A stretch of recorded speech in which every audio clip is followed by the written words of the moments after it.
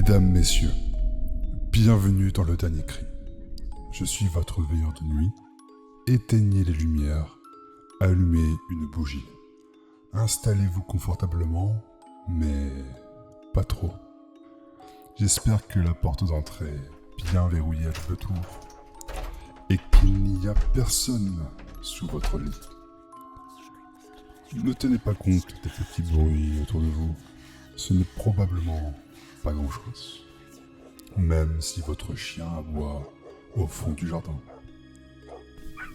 Ce soir, je vais vous emmener loin de votre maison, loin de votre ville, là-haut, sur une montagne où il est interdit de camper. Une montagne que la brume cache et que la nuit garde. Si vous entendez quelque chose frapper à votre fenêtre pendant l'histoire, ne répondez pas. Bienvenue dans la montagne interdite.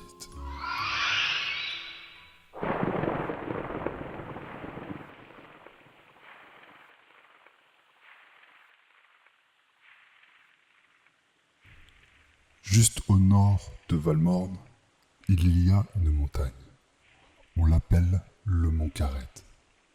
Une masse de pierres noires couverte d'une forêt qu'on nomme Roncesvalles.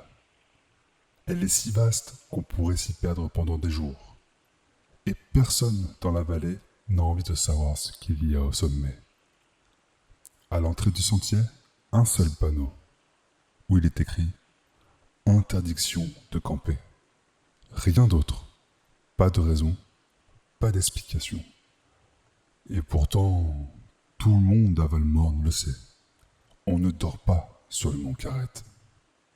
Gabriel y allait souvent. Tous les week-ends, il montait seul.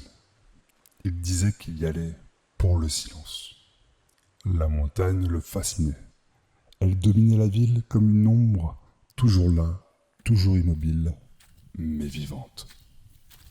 Ce samedi-là, il a quitté Saint-Morvan-des-Bois avec l'idée d'y passer la nuit.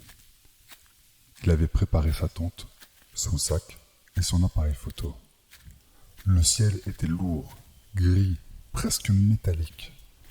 En longeant le lac du Corbeau, il a vu son reflet trembler dans l'eau noire. Il a eu un frisson.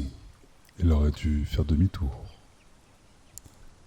La forêt de Roncesvalles avale le jour dès qu'on y entre. Les troncs sont si hauts qu'ils cachent le ciel. Le sol est couvert d'une mousse épaisse, imbibée d'eau froide. Gabriel avançait lentement, écoutant ses pas étouffés par la terre. Par moments, il croyait entendre d'autres pas. Il s'arrêta, se tourna, regarda autour de lui. Rien. Juste ce silence poisseux qui semblait avaler le bruit. Après plusieurs heures, il a trouvé une petite clairière. Un espace circulaire presque parfait, comme si les arbres s'étaient écartés exprès. C'est là qu'il a planté sa tente. Le soir est tombé bien vite, trop vite. La montagne s'est refermée autour de lui. Plus de vent, plus d'oiseaux, rien. Pas un bruit. Gabriel a allumé une lampe à huile, l'a posée à l'entrée de la tente, et c'est là qu'il a commencé à sentir comme quelque chose autour de lui. Pas un bruit, pas une présence, comme une pression. Oui, quelque chose autour de lui, comme s'il lui-même devenait plus lourd. Son cœur battait trop vite, puis un souffle juste derrière la toile. L'odeur est venue, lourde, métallique, comme du sang séché. Gabriel a ouvert la fermeture de la tente lentement. La lampe a vacillé. Au bord de la clairière, quelque chose bougeait lentement là-bas. Une silhouette, très étrange. Grande, décharnée, elle semblait respirer lentement. Et quand la lune a percé les nuages, il l'a vue. Un torse creux, des côtes ouvertes et un crâne de cerf, fixé comme une couronne. Immobilisé, il n'a pas crié, il n'a pas bougé. C'était ça, c'était lui, le Wendigo. L'esprit de la faim. La créature s'est penchée lentement jusqu'à ce que ses yeux, deux trous noirs sans fond, soient à hauteur du visage de Gabriel. Et de ces trous sortait un souffle chaud, humain. Gabriel a reculé, trébuché et s'est mis à courir. Les bois résonnaient sous ses pas. Derrière lui, la chose le suivait, pas vite. Juste comme si la bête voulait lui laisser le temps de courir et de prendre peur. Mais sans jamais s'arrêter, elle continua à le poursuivre. Gabriel courut encore et encore. Il se tourna. Il ne vit aucune âme, rien. La bête avait disparu. Le silence.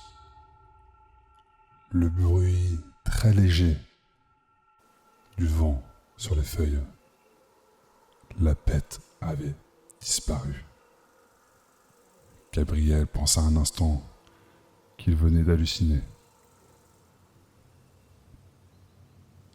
Et il sentit derrière lui la présence par le souffle chaud. Ce souffle métallique, lourd, puissant, présent. Gabriel tourna son regard derrière lui doucement. Il se tourna brusquement.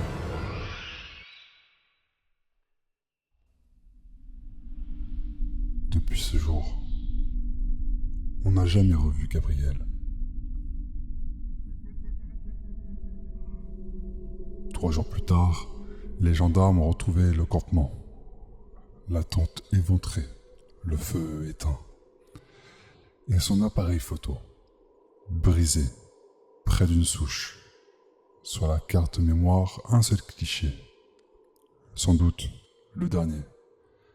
Une photo floue, penchée, où l'on distinguait une silhouette humaine entre 2 troncs. Ses bras sont trop longs, très étranges et effrayants. Les gendarmes se sont regardés, se sont posé des vraies questions sur cette photo. Et dans l'ombre, des dents humaines. L'un des gendarmes a fermé l'écran, blême, l'autre a murmuré. Ce n'est pas possible. C'est quoi ça? Mais ils n'ont rien noté. Le rapport parle d'une disparition en zone montagneuse. Depuis, la zone est fermée. Le panneau est toujours là. Interdiction de camper. Certains soirs, quand le vent descend du carrette, on jurerait entendre le clic d'un appareil photo. Juste avant, un cri. Et maintenant que cette histoire s'achève, je vous souhaite une bonne nuit. Du moins, si vous parvenez à fermer l'œil. Si par hasard vous habitez près d'une montagne, évitez d'y camper. Surtout s'il y a un panneau qui vous l'interdit. On ne sait jamais ce que la brume cache. Je vous souhaite une bonne nuit et à la prochaine.